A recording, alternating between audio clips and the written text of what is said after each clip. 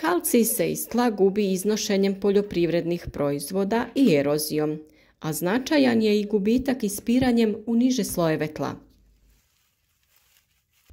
Zbog velike važnosti za razvoj biljaka i plodova, ovaj mineral treba redovito vraćati u tlo da bi ono ostalo plodno. Sada je pravo vrijeme da razmislimo treba li to našem tlu.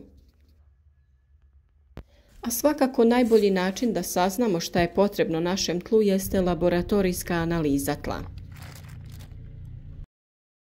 Manjak hranjiva možete prepoznati po vašim biljkama.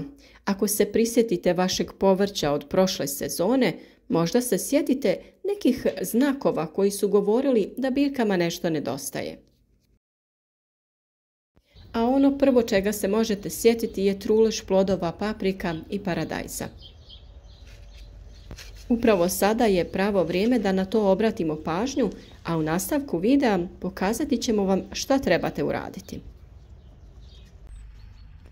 Naime, u današnjem videu govoriti ćemo o tome kada i kako treba koristiti vapno za obogaćivanje tla. Sve što vas zanima o uzgoju voća i povrća, tlu, prihrani biljaka i mnogim drugim sličnim temama potražite na našem kanalu koji je stvarno riznica korisnih savjeta.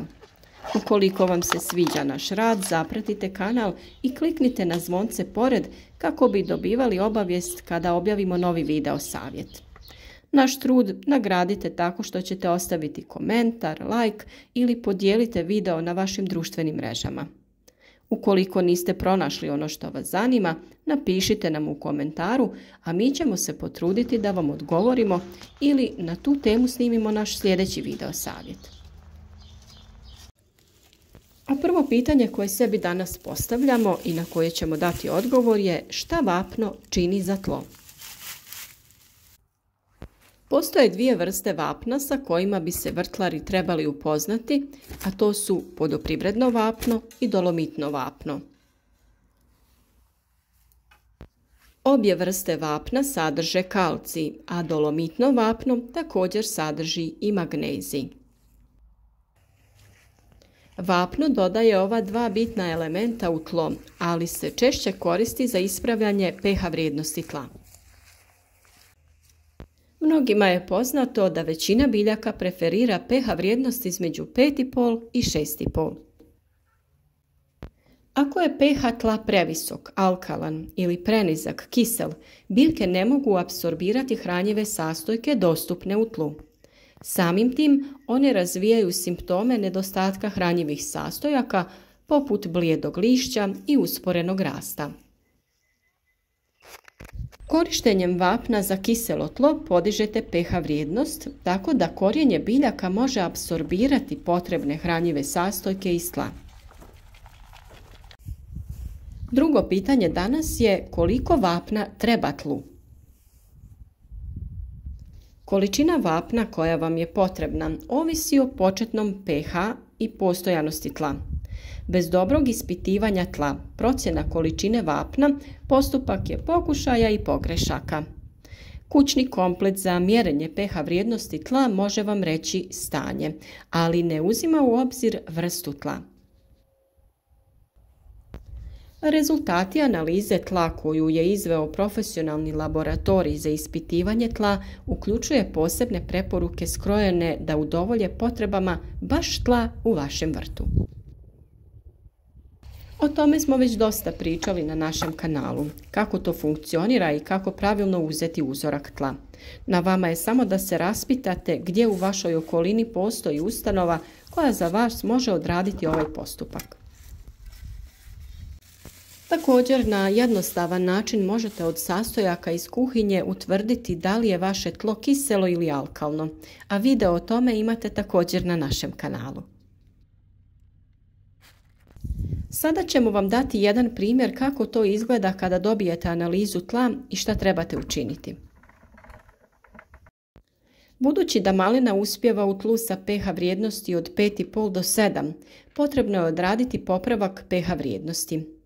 Ovi brojevi pokazuju da je tlo previše kiselo, a budući da fali kalcija, najjednostavnije je tlo popraviti sa vapnom. Po ovoj analizi potrebno je izvršiti prihranu kalcij nitratom u količini od 50 kg po dunumu.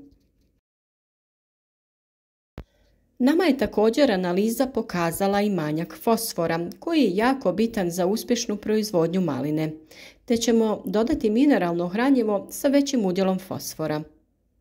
Ovo vam je najbolji primjer koliko je neophodna analiza zemljišta za proizvodnju bilo kojeg voća i povrća.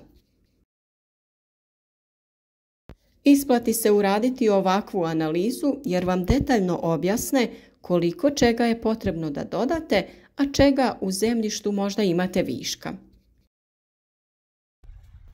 U malim vrtovima možete dodati na 10 kvadratnih metara oko 3 do 5 kg vapna, ovisno o pH vrijednosti tla. Uvidjeti ćete mjerljivu razliku u pH vrijednosti tla otprilike 4 sedmice nakon dodavanja vapna, ali može proći i 6 do 12 mjeseci kako bi se vapno potpuno otopilo, ovisno o vrsti tla. Puni učinak vapna vidjet ćete tek kada se vapno potpuno otopi u zemlji i uklopi u tlo. Nakon ovoga dolazimo i do sljedećeg pitanja, a to je kako i kada dodati vapno. Za većinu vrtlara sada je dobro vrijeme za dodavanje vapna. Naime, dodavanje vapna u zemlju u jesen daje joj nekoliko mjeseci da se otopi prije proljetne sadnje, pa je tada bio idealan trenutak da to učinite. No, ukoliko sada pripremate tlo u bašti ili vrtu, možete odraditi i ovu kalcifikaciju. Da biste dodali vapno u tlo, prvo pripremite zemlju, obrađivanjem ili kopanjem do dubine od 20 do 30 cm. Ravnomjerno rasporedite vapno po tlu, a zatim ga umješajte do dubine od 5 cm. U osnovi, vapno je oblik hemijskog elementa kalcija koji je jedan od najvažnijih mineralnih gradivnih elemenata ljudi, životinja i biljaka. Prednosti vrtnog vapna su to što podiže pH tla i neutralizira kiselinu, opskrbljuje biljke kalcijem, poboljšava dostupnost hranjivih sastojaka, poboljšava strukturu tla, stvara fino mrvičasto tlo. Ovo je važno za održavanje biljaka u zemlji i za njihovo unošenje hranjivih sastojaka. Promiče se aktivnost organizama u tlu, jača otpornost biljaka na bolesti i otežava se rast mnogih korova i mahovine koji vole kiselo zemljište. Međutim, vapno ima i svoje nedostatke i trebate biti oprezni. Naime, oni se javljaju pri nepravilnoj ili pretjeranoj upotrebi vapna, što dovodi do bržeg raspadanja humusnog sloja, što u početku čini dostupnijim više hranjivih tvari, ali dugoročno ispira tlo. Vapno treba nanositi rano u proljeće ili u jesen, pri čemu je poželjnija jesen. Sporo djelujuće vapneno gnojivo tada ima dovoljno vremena tokom zimskih mjeseci da razvije svoj učinak. Samim tim u proljeće svojim biljkama dajete početno gnojivo, što dovodi do zdravijeg i bržeg rasta zbog bolje dostupnosti hranjivih tvari. Ono na što trebate obratiti pažnju jeste da široko i ravnomjerno distribuirate vapno po tlu. Također, jedna važna napomena jeste da ne primjenjujete vapneno gnojivo istodobno sa dušičnim gnojivima poput stajnjaka, jer će to smanjiti sadržaj dušika u tlu.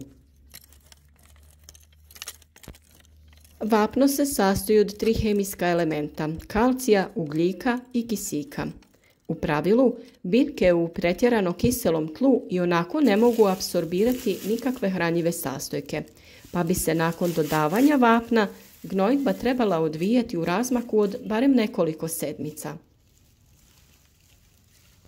Vapno je u trgovinama dostupno pod vrlo različitim imenima, ali više ili manje sličnim osnovnim sastojcima koji su skriveni iza različitih marki ili naziva.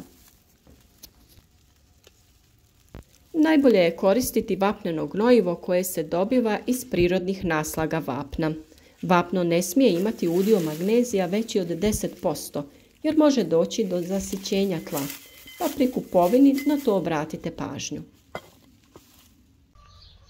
Dodavanje kalcija u tlo na vrijeme osigurati će zdrave i čvrste plodove u berbi. Imajte na umu da tokom vrućih ljetnih dana, zbog visokih temperatura, biljke nisu u stanju usvojiti kalcij iz tla, pa je vrlo važna folijarna prihrana, to jest prskanje preko lista. O načinu pripreme takvog hranjiva smo već govorili, pa video potražite na našem kanalu.